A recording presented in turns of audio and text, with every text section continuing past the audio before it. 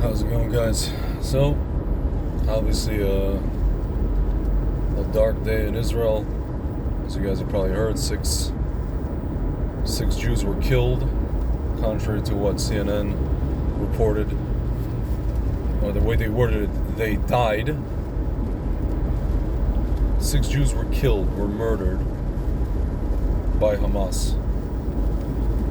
And the crazy part is, guys, and I say again, this with a heavy heart, we see these gigantic protests in Tel Aviv.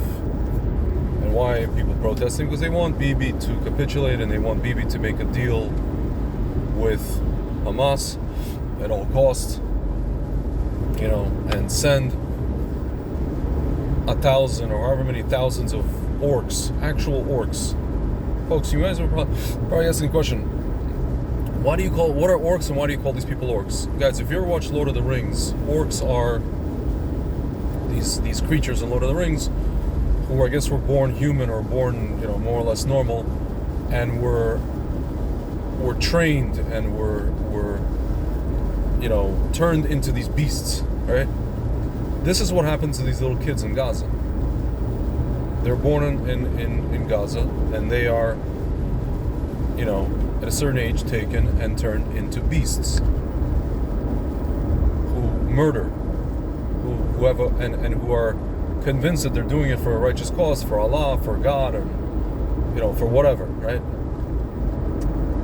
And so here we have Jews, right, in Tel Aviv, places like Tel Aviv, thousands of people who are willing to release these orcs back into the wild, so to speak, in exchange for our people, or may or may not be alive.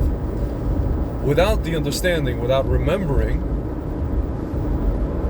that one of those orcs that we exchanged, if you guys remember, in 2011 for Gilad Shalit, there was 1,017 or 1,027. One of them was Yahya Sinwar, the very orc who planned October 7th.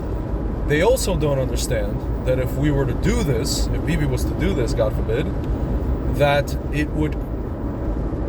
October 7th would repeat. Folks, October 7th would repeat. They want to repeat it. And they would have now all the more reason to repeat it. I could say, well, we'd be ready for them. We would hunt them down and we would protect ourselves. Folks, what's to say?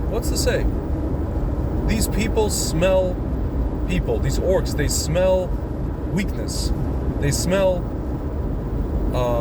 when you're vulnerable. It's like Amalek. They are Amalek, and Amalek prey on the vulnerable, folks. And it's the ultimate psyop. It's the ultimate psyop to now blame Bibi for something that Hamas is responsible for. Bibi is not. This is not in Bibi's hands, folks. In his court. This is in the court of Hamas. And now what we have to do, and by the way, some of the families of these hostages, some of the normal families, like normal, I hate to say it, but they're normal, are saying, just go after Hamas and try to rescue our people. Do not exchange more of these orcs for our people, because we're going to have more attacks. We're going to have more danger. You're putting our country in danger. You're putting our people in danger. And ironically, the people who live on those borders, or who were living on the border with Gaza, are the same people who seemingly want to be put in danger, not realizing a repeat performance can happen. My friends, and the people who did this knew exactly what they were doing. They knew exactly that there's this 20 to 25% segment of Israeli society that thinks like this, right?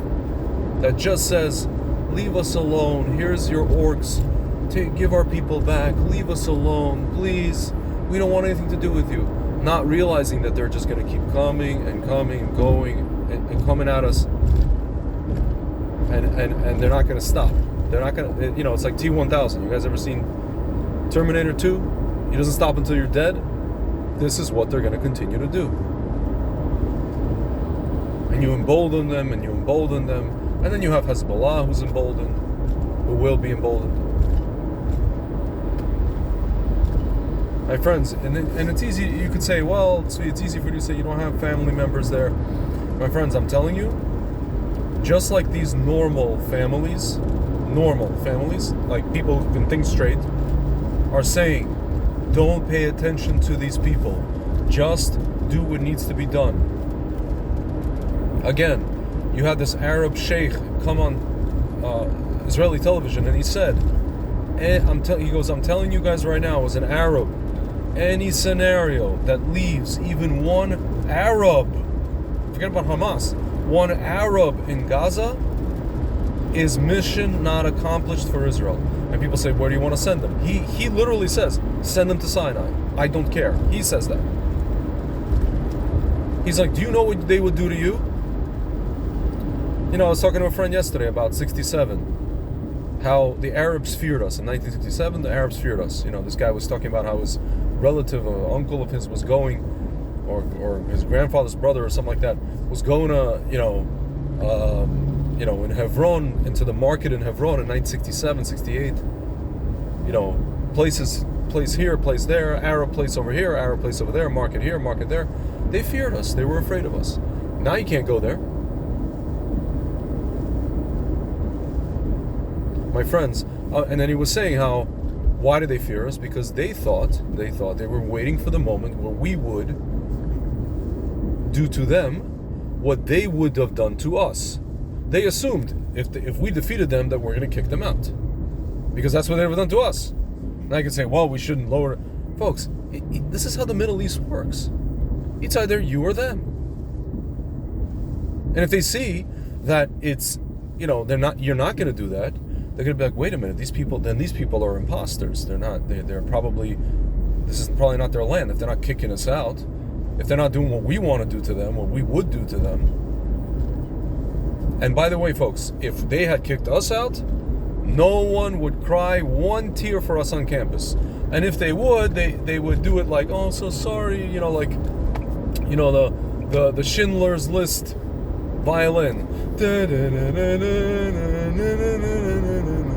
All that. You would have a guy on a camp. I was just on Yale, the campus, Yale University. You would have a guy standing there. This is for all the Jews that got kicked out of Israel by the Arabs. Folks, this is what they would do for us. And they would have memorials for us. And folks, I'm going to end this very short video with a quote from Rabbi Kahana. Better to have an Israel that is hated by the entire world than an Auschwitz that is loved by it. You guys remember October 7th happened? For like a split second, people had sympathy for us. And then when we decided, we're going to start, ramping up to go into Gaza, there you go. Before we even stepped foot into Gaza, you guys saw what was going on the campuses. You saw what was written in the media. But before that, for a split second,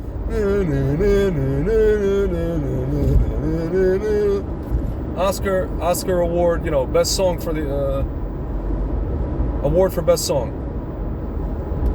After that, my friends, at this point, seeing what we just saw, we have to do what we have to do. Forget about these hordes of crazy people in Tel Aviv. They do not represent the majority of the Israeli society.